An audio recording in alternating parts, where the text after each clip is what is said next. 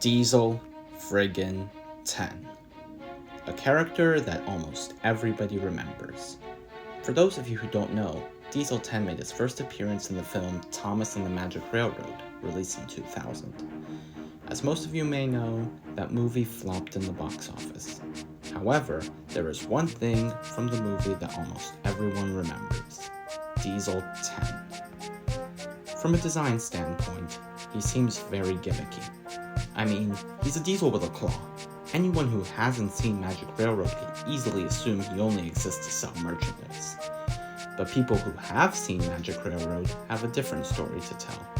And here's mine. If you want to skip ahead to the building part of the video, I recommend you skip ahead to the timestamp on the screen right now. I was around 6 years old when I saw Magic Railroad for the first time. From what I remember, I was given the DVD as a birthday present.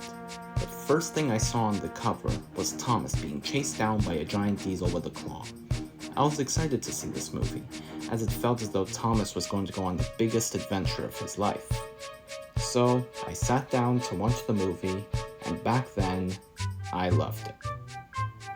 But even so, I got a bit frustrated when the live action parts came on. For a 90-minute movie, it felt as though Thomas was on screen for just a fraction of that time.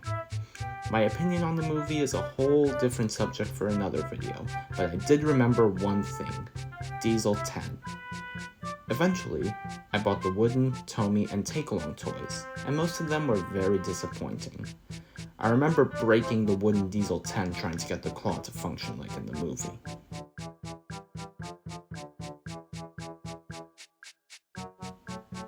Fast forward to 2024, and I had an idea. What if I make a Diesel 10 model with a functioning claw like in the movie? So that's what I did. The first thing I did was break off the claw. Now, I wanted this new claw to swivel around like it did in the movie, so I drilled a hole in the base. I then realized I didn't know how to make the claw swivel on its own, so for the time being, I was stuck. But then, I had another idea. Lego. Now, I had a bunch of spare Legos that I had no other use for, so I decided to use them on this project.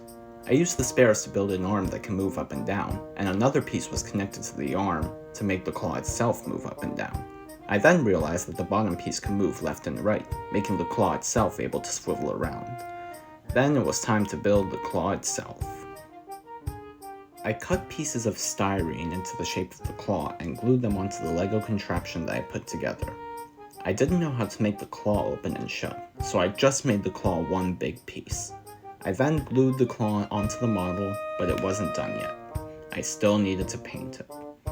I eventually settled on a reddish-brown color and began to paint.